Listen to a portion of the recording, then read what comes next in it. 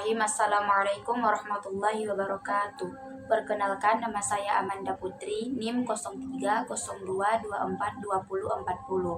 Alamat Mendiling Natal. Di sini saya akan menjelaskan perbandingan ilmu dan pengetahuan. Yang pertama, pengertian ilmu. Istilah ilmu berasal dari bahasa Arab alima ya'lamu yang berarti tahu dan mengetahui. Secara istilah atau terminologi, ilmu dapat diartikan sebagai mengetahui secara hakiki. Dalam bahasa Inggris, ilmu diartikan dengan science yang berasal dari bahasa Latin, yaitu sky and scar yang berarti tahu. Delian-Gi mendefinisikan ilmu dalam dua bagian. Yang pertama, ilmu merupakan sebuah istilah umum yang menyebutkan segenap pengetahuan ilmiah yang dipandang sebagai suatu kebulatan. Jadi, ilmu mengacu pada ilmu seumumnya. Yang kedua, ilmu menunjukkan pada masing-masing bidang pengetahuan ilmiah yang mempelajari pokok soal tertentu. Soeharto menjelaskan bahwa secara terminologi, ilmu adalah akumulasi pengetahuan yang sistematis, suatu pendekatan atau metode pendekatan seluruh dunia empiris, yaitu dunia yang terikat oleh faktor ruang, waktu, dunia yang pada prinsipnya dapat diamati oleh panca indera. Tahapan yang dijelaskan Delian-Gi bahwasanya ilmu mencakup terhadap tiga bagian, yaitu ilmu sebagai pengetahuan, ilmu sebagai metode, dan ilmu sebagai aktivitas merupakan serangkai yang senantiasa dipadukan satu sama lain. Ilmu memiliki karakteristik tersendiri yang harus diketahui sehingga ilmu dapat dibedakan dengan pengetahuan. Yang pertama, sistematisasi.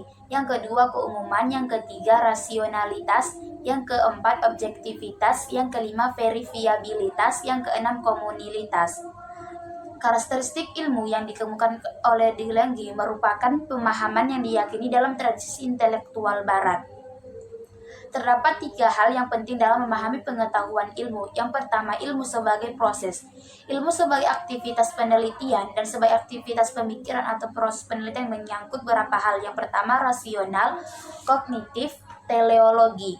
Yang kedua, ilmu sebagai prosedur, serangkai metode-metode ilmiah. Yang ketiga, ilmu sebagai produk. Pengetahuan sistematis yang tersusun secara runtuh, bertahapan terhadap saling hubungan dan saling ketergantungan, terdiri dari bagian-bagian yang menunjukkan kesatuan. Gagasan yang dicetuskan oleh Delian-Gi merajuk kepada konsep pengertian barat, tentunya berbeda dengan konsep pemahaman ilmu dalam perspektif Islam.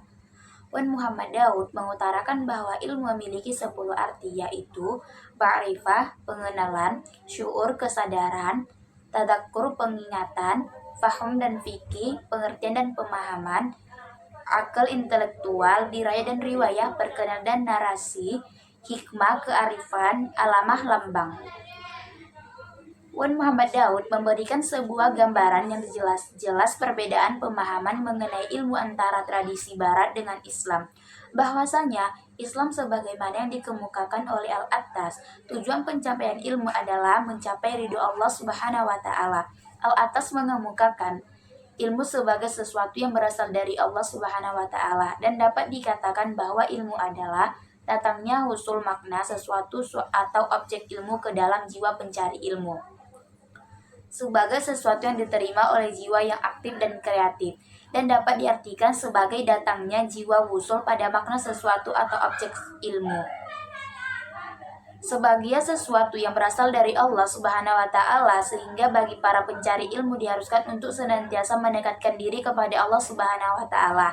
Sebab jika hal ini dijalankan, maka seseorang tersebut tidak mendapatkan keberkahan dari Allah Subhanahu wa taala. Selanjutnya, pengertian pengetahuan. Pengetahuan merupakan suatu istilah yang digunakan untuk menggambarkan bahwa seseorang mengenal sesuatu. Abbas Hamimi Mintadreja mendefinisikan bahwa pengetahuan adalah aktivitas budi pikiran karena adanya hubungan yang seimbang antara objek yang ingin dikenal dengan objek yang sadar. Pengantar filsafat mengartikan pengetahuan dengan mengklasifikasikan menjadi 3 bentuk, di mana dari ketiga ini dapat menjadi apa yang dimaksud dengan pengetahuan, yaitu pertama, pengetahuan nur ilmiah, hasil penerapan dengan indah terhadap objek tertentu yang dijumpai dalam kehidupan sehari-hari. Yang kedua, pengetahuan pra-ilmiah, merupakan hasil pencapaian indrawi. Yang ketiga, pengetahuan rasional merupakan hasil pemikiran rasional tersedia untuk diuji lebih lanjut. Ketiga bentuk pengetahuan di atas dapat diartikan sebagai sebuah tahapan dalam menjadikan pengetahuan sebagai suatu ilmu.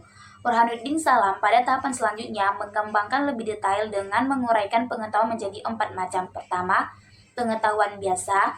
Yang kedua, pengetahuan ilmu. Yang ketiga, pengetahuan filsafat. Yang keempat, pengetahuan agama. Pengetahuan yang hanya diperoleh dari Tuhan lewat para utusannya. Pengetahuan mengandung beberapa hal pokok, yaitu ajaran tentang cara berhubungan dengan Tuhan yang sering disebut dengan hubungan secara vertikal, hablum minallah, dan cara berhubungan dengan sesama manusia, hablum minan nas. Pengetahuan, jika dipandang dari segi karakteristiknya, dapat dibedakan sebagai berikut. Pengetahuan indrawi, pengetahuan akal budi, pengetahuan intuitif, pengetahuan kepercayaan, dan pengetahuan orotiatif. Yang selanjutnya, ilmu dan pengetahuan. Ilmu pengetahuan. Ilmu pengetahuan dalam bahasa Inggris dikenal dengan istilah sains, sedangkan dalam bahasa Latin dikenal sebagai scientia, yaitu mempelajari atau mengetahui, yang berasal dari akar kata skar, yaitu mengetahui atau belajar. Menurut Abbas Hamimi Mintaridja, seharusnya pengetahuan dibedakan secara tegas dengan ilmu. Hal ini dikarenakan masing-masing memiliki karakteristik yang cukup berbeda. Beberapa syarat agar suatu pengetahuan dapat dikategorikan sebagai ilmu. Yang pertama, berobjek. Yang kedua, bermetode. Yang ketiga, sistematis. Yang keempat, universal. 4 kriteria merupakan unsur dasar yang harus dipenuhi, sehingga ketika ingin menilai sebuah pengetahuan apakah dapat dikategorikan sebagai ilmu, harus dilihat dari kriteria di atas. Rijal Mustashir dengan merujuk pandangan Arbibam menyebutkan bahwa ilmu pengetahuan berkaitan dengan 6 karakteristik, di antaranya problem, sikap, metode, aktivitas, pemecahan, dan pengaruh. Sri Rahayu Wilujeng mengemukakan bahwa ilmu pengetahuan memiliki beberapa sifat, diantaranya terbuka, milik umum, objektif, relatif. Selanjutnya, manfaat ilmu pengetahuan bagi manusia. Ilmu pengetahuan lahir atas adanya sebuah komitmen ilmiah yang tertanam dalam diri seorang ilmuwan. Dengan melewati proses yang cukup panjang sehingga hasil yang diberikan ilmuwan dapat bermanfaat bagi umat manusia. Berikut manfaat ilmu pengetahuan bagi manusia yang disusun oleh Soeharto, diantaranya 1. Mengembangkan ilmu pengetahuan, teknologi, dan perindustrian dalam batas nilai ontologi. Yang kedua, mengembangkan ilmu pengetahuan, teknologi, dan perindustrian dalam batasan nilai epistemologi. Yang ketiga, mengembangkan ilmu pengetahuan, teknologi, dan perindustrian dalam batasan nilai etis. Yang keempat, sebagai konsekuensi kehadiran filsafat ilmu pengetahuan dalam peran fungsionalnya terhadap ilmu pengetahuan, teknologi, dan perindustrian, serta mendorong perguruan tinggi untuk kembali ke basis akademik yang didharma. Yang kelima, ilmu pengetahuan juga berguna dalam usaha mengungkap suatu kesatuan komprehensif di dalam hukum-hukum alam. Perbandingan filsafat dan ilmu pengetahuan. Persamaan filsafat dan ilmu pengetahuan. Yang pertama, baik ilmu maupun filsafat, keduanya merupakan pengetahuan manusia. Yang kedua, baik ilmu maupun filsafat, keduanya berpangkal pada akal manusia untuk mencapai suatu kebenaran.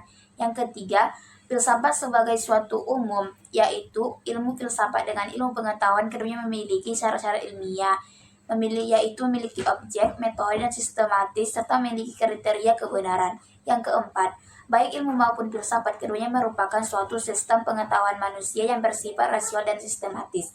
Perbedaan filsafat dan ilmu pengetahuan. Filsafat merupakan induk ilmu pengetahuan. Maka pertumbuhan dan perkembangan ilmu sangat ditentukan filsafat, yaitu prinsip metodenya, aksioma, maupun nilai-nilai dalil-dalil yang diturunkan pada ilmu dikembangkan oleh filsafat. Filsafat bersifat reflektif, yaitu mempertanyakan dan membahas tentang objektif termasuk filsafat itu sendiri, sedangkan ilmu pengetahuan tidak bersifat reflektif. Filsafat membahas segala sesuatu seluruh menyeluruh dan universal, dan sedangkan ilmu pengetahuan hanya membahas pada gejala-gejala yang sangat khusus dari sudut pembahasan yang khusus pula. Filsafat bersifat spekulatif, yaitu mengajukan dugaan-dugaan rasional yang melampaui batas-batas fakta, sedangkan ilmu pengetahuan hanya menjelaskan dan mendefinisikan fakta dengan segala hubungannya. Yang kelima, ilmu pengetahuan hanya menjelaskan fakta secara empiris, sedangkan filsafat memahami menginterpretasikan dan menafsirkan fakta secara rasional. Yang keenam, filsafat membahas objek secara menyeluruh, baik meliputi segala empiris maupun non-empiris, sedangkan ilmu pengetahuan hanya membahas gejala-gejala empiris dan bersifat khusus. Yang terakhir, sejarah perkembangan ilmu pengetahuan. Hal utama yang harus diketahui dalam sejarah perkembangan ilmu pengetahuan adalah di mana awalnya ilmu berkembang dari filsafat sehingga dinyatakan oleh para ahli dan telah menjadi kesepakatan umum bahwa filsafat merupakan induk atau ibu dari semua ilmu. Periodisasi sejarah antar keduanya dapat dilihat dari perkembangan filsafat Yunani, di mana perkembangan dimulai dari peradaban Yunani yang terbagi ke dalam 6 fase, yaitu sebagai berikut. Yang pertama, sejarah perkembangan ilmu pra-Yunani kuno. Berkisar antara 4 tahun sampai 20.000 sebelum Masehi atau disebut juga dengan zaman batu. Yang kedua, sejarah perkembangan ilmu Yunani kuno, dikenal dalam sejarah sebagai awal kebangkitan filsafat secara umum. Yang ketiga, sejarah perkembangan ilmu zaman pertengahan, ditandai dengan adanya para teologi di lapangan ilmu pengetahuan. Yang keempat, sejarah perkembangan ilmu zaman Renaissance. Fase ini bermakna lahir kembali, rebirth, yaitu dilahirkan kembali sebagai manusia yang bebas untuk berpikir. Yang kelima, sejarah perkembangan ilmu zaman modern. Fase ini juga dikenal dengan masa rasionalisme, yaitu tumbuh di zaman modern dengan tokoh utamanya. Keenam, sejarah perkembangan ilmu zaman kontemporer. Fase ini muncul pada abad ke-20 hingga sekarang. Disiplin ilmu fisika menempati kedudukan paling tinggi dan banyak dibicarakan oleh para filsuf. 6 fase di atas memberikan gambaran yang jelas akan fase atau tahapan berpikir para intelektual barat, bahwa ilmu pengetahuan tidak dengan tiba-tiba muncul ke permukaan, melainkan mengalami sebuah proses yang cukup panjang.